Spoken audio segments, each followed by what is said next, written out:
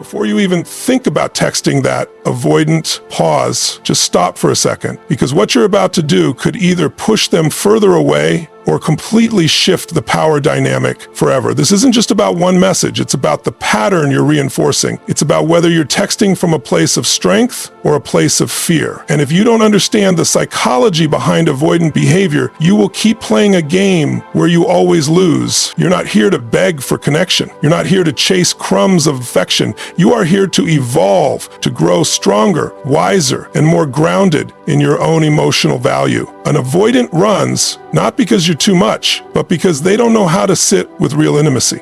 And every time you send a message hoping for a reply, you're unknowingly validating their avoidance. That has to stop. You don't need validation from someone who is emotionally absent. What you need is clarity, and that comes from within. So this is your wake-up call. This is the moment where everything shifts. You are not powerless. You are not too emotional. You are simply someone who craves depth, and you should never apologize for that. But if you want to stop this exhausting cycle of anxiety, distance, and chasing, you need to hear the truth. Texting and avoidant isn't about the words, it's about the timing, the energy, and most of all, the intention behind it. Before you hit send, you must know who you are, what you deserve, and how much of your peace you're willing to give away. When you text an avoidant from a place of emotional neediness, it sets off alarms in their nervous system.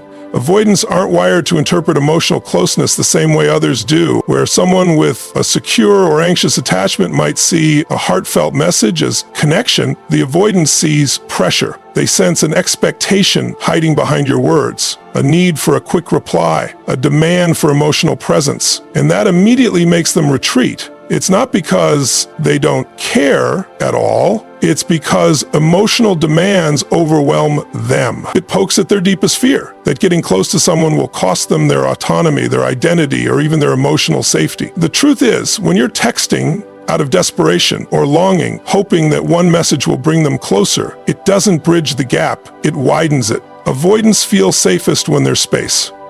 When you start closing that space with repeated messages with "I just want to talk" or "I miss you," texts, they read that as emotional intensity they aren't ready to hold. They pull away, not to hurt you, but because their coping mechanism is withdrawal. Your emotional need, no matter how sincere or soft-spoken, begins to feel like a threat to their equilibrium. That's why texting from a place of lack almost always backfires. It's not about the words you use, it's the emotional tone underneath. When you text and hope for reassurance, what you're actually seeking is emotional regulation from someone who doesn't know how to regulate their own feelings, let alone yours. That creates an invisible imbalance. The avoidant feels the responsibility creeping in, and to them, that responsibility feels like losing control. So they delay replies, they become vague, or they vanish altogether. Not because you're unworthy of love, but because they're not emotionally equipped to meet your need at the level you're expressing it. What's most painful is that your intention might be loving, caring, and full of hope, but it's read by the avoidant as overwhelming, suffocating, or even needy. That gap between intention and perception is where the entire relationship can begin to crumble. And the hardest part is that in the beginning, your text might come from a genuine desire to reconnect. But if deep down you're sending that message to soothe your anxiety, to make sure they haven't forgotten you, or to feel like you still matter to them, you're not texting them, you're chasing your own validation. And avoidance will always pull away when they feel chased. To truly connect with an avoidant, the approach has to come from strength, not scarcity. Emotional neediness repels the avoidant because it mirrors the very closeness they fear. It reminds them of enmeshment, of expectations they're not sure they can meet. If you want to maintain even the possibility of connection with someone avoidant, you must check your emotional state before reaching out. Because if you're texting to get something, love, attention, security, it will almost always push them further away. Avoidants are wired to crave space, independence, and emotional self-sufficiency. When you give them what they fear, too much closeness, they begin to emotionally shut down. But when you pull back and hold your silence, something interesting happens. You become a mystery again. And mystery to an avoidant is magnetic.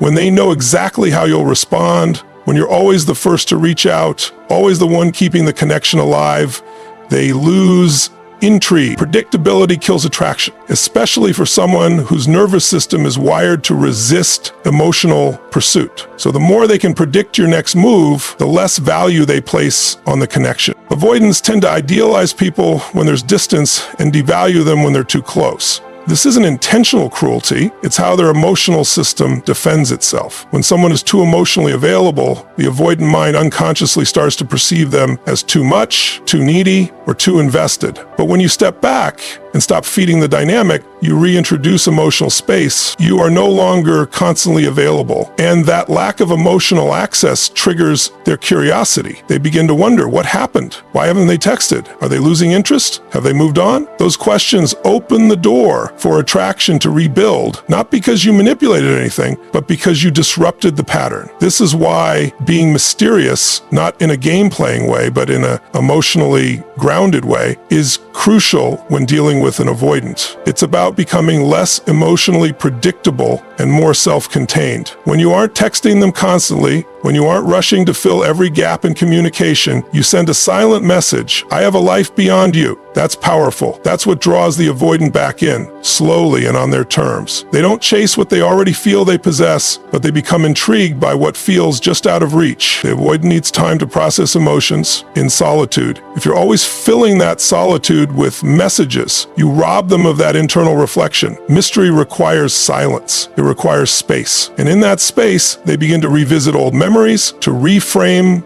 your absence as something significant. They start recalling how you made them feel. They remember your presence not as pressure, but as warmth, because now it's gone. The absence rewrites the narrative in their head. And just like that, your mystery becomes the bridge back to connection. This is not about playing games. It's about emotional maturity. It's about stepping out of the cycle of proving yourself and instead allowing the relationship to breathe. When you stop being emotionally available 24/7, you invite the avoidant to feel the consequences of their own distance.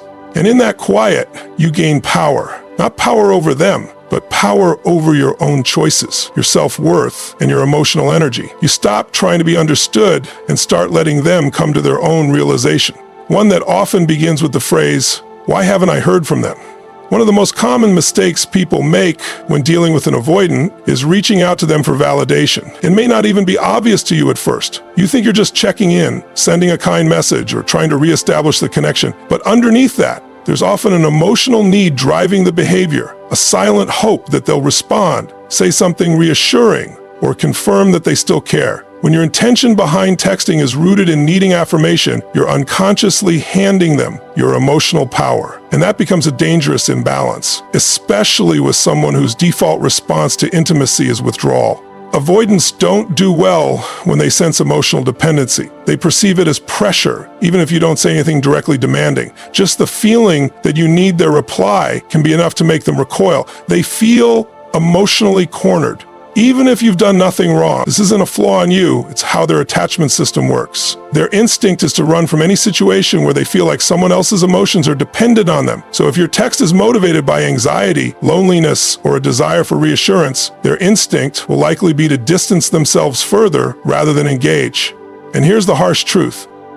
If you don't receive the reply you're hoping for, it hurts twice as much. Not only do you not get the emotional security you were reaching out for, but you're also left questioning your worth. You might start spiraling. Why didn't they answer? Did I say something wrong? Did they not care anymore? All because you sent a message hoping it would fix the uncertainty inside you. That's a dangerous game to play with your peace, because every unanswered message becomes a wound, not because they hurt you intentionally, but because you expected them to fill a void they were never capable of filling. You must remember, texting someone who avoids closeness is like pouring water into a container with holes. No matter how much effort you put in, it never feels like enough. That's why your communication needs to come from overflow, not emptiness. You have to reach a place emotionally where you don't need a response to feel okay, where you know who you are, what you bring to the table, and that your value doesn't change based on whether or not they reply. Validation is something you give yourself, not something you extract from someone else, especially not from someone avoidant. When you stop texting for reassurance and start choosing silence over self-abandonment, you shift the dynamic, you break the cycle, You say, I don't need you to tell me I matter, I already know. That quiet confidence is far more attractive than any message you could send. It creates space. And in that space, the avoidant is forced to do something they rarely do, reflect.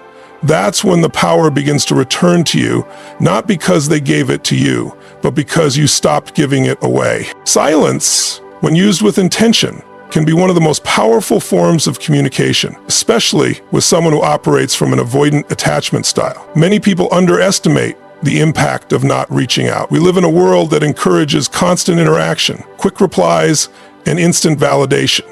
So when you choose to say nothing, to hold your ground in stillness, it can be jarring. It disrupts the usual dynamic. The avoidant, who's used to you closing the distance, suddenly finds themselves in unfamiliar territory. There's no text, no emotional energy, no presence, and that absence begins to speak louder than any message you could have sent. Avoidants often don't process emotions in real time. When you're texting, calling, or showing up emotionally, they're too busy defending their space to actually feel what's happening underneath. But when you go quiet, they finally have the room to sit with their own thoughts. That silence becomes a mirror. They start to wonder, why haven't I heard from them? Did they move on? Were they more important to me than I realized? These thoughts don't come when you're chasing them. They come in the stillness you create when you stop reaching out.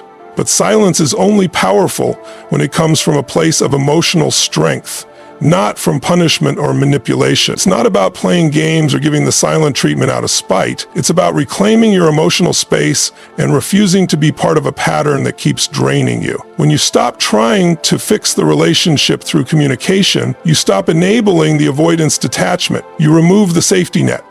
They're no longer comforted by your consistent presence, and that can wake them up. What happens next isn't always immediate. Avoidants often need time. They may not react right away, but they will notice. They will feel the change, even if they don't acknowledge it. Silence has a way of forcing emotional reflection, and for the first time, they might have to consider what life without your presence really feels like.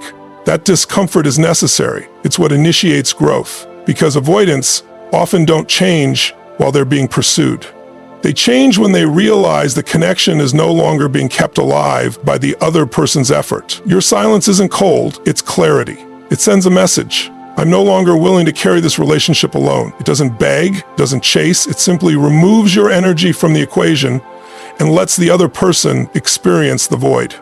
And that void has the power to do what words cannot. It invites them to feel the distance they created, not as a concept, but as a reality. That's when realization begins. That's when regret has a chance to form. And that's when the shift in dynamic truly starts. Because sometimes the loudest thing you can say is nothing at all. Texting and avoidant should never be done while you're emotionally flooded. When you're hurt, anxious, or desperate for connection, the temptation to reach out can feel overwhelming. You think that sending a message will relieve the pressure inside you, that their reply will calm your nerves, ease your fear, or restore a sense of connection. But in reality, it rarely works that way. When you act from emotional turbulence, your energy leaks into your words. The avoidant, even if they can't explain it, can feel the emotional intensity underneath your message, and that intensity is exactly what they pull away from. They don't see the need behind your text as love. They feel it as pressure, and that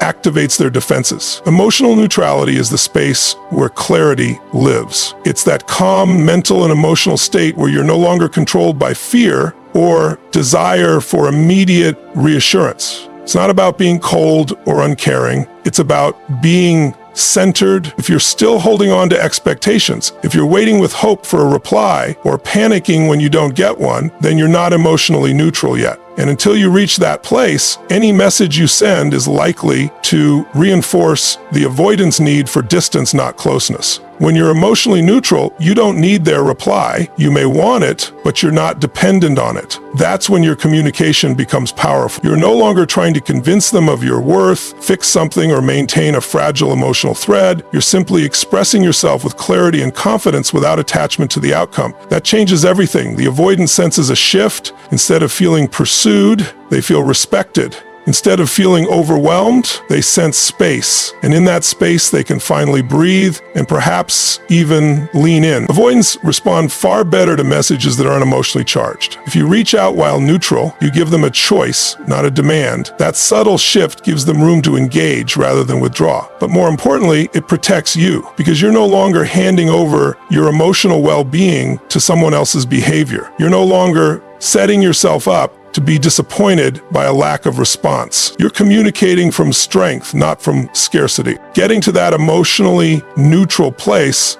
isn't easy. It requires self-awareness, self-soothing, and often time. It may mean journaling instead of texting, meditating instead of calling, walking away from your phone instead of watching it. But it's necessary because when you're neutral, you've reclaimed your emotional power, and that power is what allows you to act instead of react. It's what gives your words weight and presence without pressure. And it's what makes sure that if you do choose to text an avoidant, you're doing so from alignment, not anxiety. Only then do your words have the potential to open a door instead of closing one. Before you ever reach for your phone to text an avoidant, the most powerful thing you can do is reconnect with your own inner stability. The need to text usually arises when you feel unsettled, when emotions are swirling, self-doubt creeps in, and you want something from them to make those feelings go away. But that's where the trap begins. You start outsourcing your peace to someone who doesn't have the tools or desire to manage their own emotions, let alone yours. And in doing so, you lose yourself. You become reactive instead of intentional. You give your power away in small, quiet ways that hurt more deeply over time. Recentering yourself means getting clear on who you are without them. It means pausing and asking, what am I really looking for in this moment? Often it's not their reply you're truly seeking. It's the feeling of being seen, wanted, or reassured. But here's the truth. When you place that responsibility in someone else's hands, especially someone emotionally avoidant, you'll often be met with silence, confusion, or disappointment. That's why the most transformational move is to meet your own emotional needs first. When you anchor yourself in self-worth, when you calm the storm inside without needing external validation, your actions change. You no longer reach out hoping to be filled, you connect only when you're already full. The avoidant is drawn to strength, not forceful strength, but quiet confidence, that grounded energy that says, I'm okay with or without your reply. When you show up from that place, you're no longer reactive, you're intentional. You're not acting from fear, you're choosing from clarity. And that subtle difference changes how they perceive you. They may not fully understand what's different, but they'll feel it. You're no longer chasing, you're no longer anxiously waiting. You've shifted into a version of yourself that respects your energy, your peace, and your emotional well-being above all. This kind of inner stability doesn't just protect you, it empowers you. It reminds you that you have choices, that you're not trapped in the cycle of overthinking, waiting, and hoping. It gives you the space to ask, do I even want to send this message? Or am I just trying to calm my nerves? That question alone can save you days of regret and emotional turmoil. It can stop you from giving too much too soon to someone who hasn't earned that level of access to your emotional world. Before texting an avoidant,